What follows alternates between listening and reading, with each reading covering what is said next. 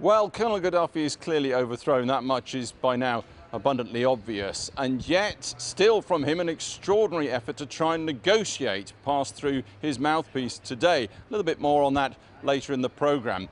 Tripoli itself remains an extraordinary place where nothing is straightforward. Much of the city still without water, electricity intermittent. And it's fair to say it is indeed a city where life itself can be precarious. More sites of alleged war crimes are coming to light all the time.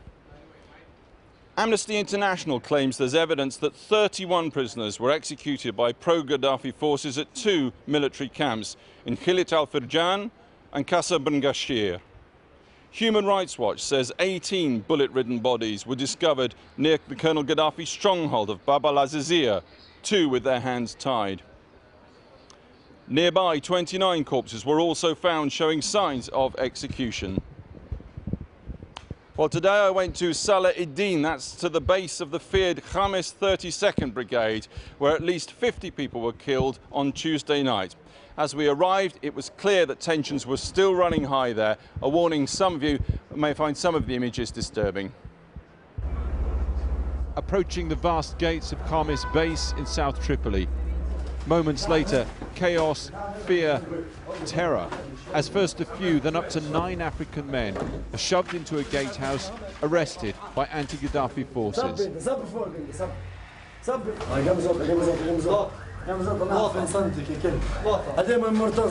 These are Gaddafi fighters. Gaddafi fighters.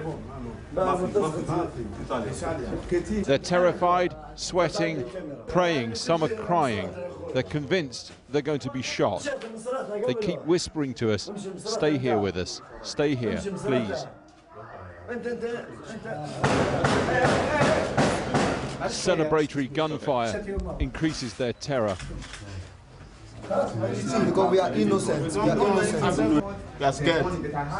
We are scared. Listen, we're going to stay here because whilst we're here, they're not going to do anything to these guys. Right? These 9 men insist they're just 9 young men from Nigeria who are trying to get through Africa to Italy for a better life. At this point, the fighters' story that they were found with weapons seems suddenly to evaporate. They're let out. If they see the women, it's okay. That's how we get out of this. A decision to try and film their women nearby to prove they're not Colonel Gaddafi's mercenaries ends it all. They can cool off and go, but what if we hadn't been there? This is a bad time to be a black man in Libya. Our surprises were far from over. A fighter suddenly produced at least a dozen photo IDs dated 2009 of British men connected to this base. In Arabic, they're entitled collaborators of the 32nd Brigade, led by Khamis, one of Colonel Gaddafi's sons. One has the job description engineer, the others are blank. There's no evidence these men had any connection with recent atrocities at this base whatsoever. On that, more leads today. Channel 4 News found 3 witnesses, Ahmed Tayul, Salam Abdul, and another still too frightened to be identified. Interviewed separately, they corroborate each other.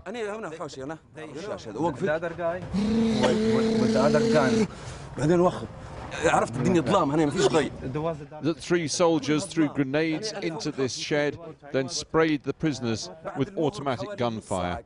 Then set the place ablaze. I counted 53 skulls in here.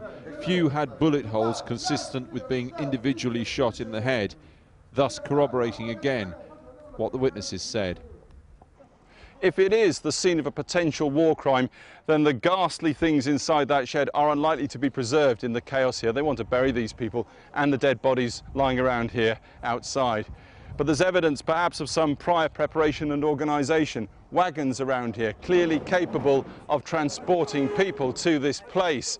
If you look across the courtyard the other side, earth movers and what appears to be some attempt to dig hurriedly mass graves, which were of course never filled. We can't show any of it, but there are bodies all over this area, many with hands and feet tied prior, apparently, to execution. No doubt none of the British working here had anything to do with this kind of thing. But their presence does prove just how close Britain was, cozying up to Colonel Gaddafi, his system, his military. Well, now back to that extraordinary reported offer of talks from Colonel Gaddafi, clearly a man who's lost his country but refuses to accept that he's lost his job. All this just days after the colonel said that the rebels would, quote, be hunted down like rats. Well, today his chief spokesman, Musa Ibrahim, who remains at large, telephoned the Associated Press agency saying the colonel wanted to form a transitional government with the rebels. The offer, you'll not be surprised to hear, rejected both by anti-Gaddafi forces and by the respective NATO governments. There is no negotiation. It wasn't negotiation before. It will be no negotiation. They are criminals who are running from justice, and we are following them as criminals. We're not talking to them. We're going to arrest them. Well, that's all for now from Tripoli. We're back a little later in the programme, but now back to you in London, Krishnan. Thanks, Alex. Caught up in someone else's war. You can read the latest from Alex Thompson in Libya on his blog. Go to channel4.com/news.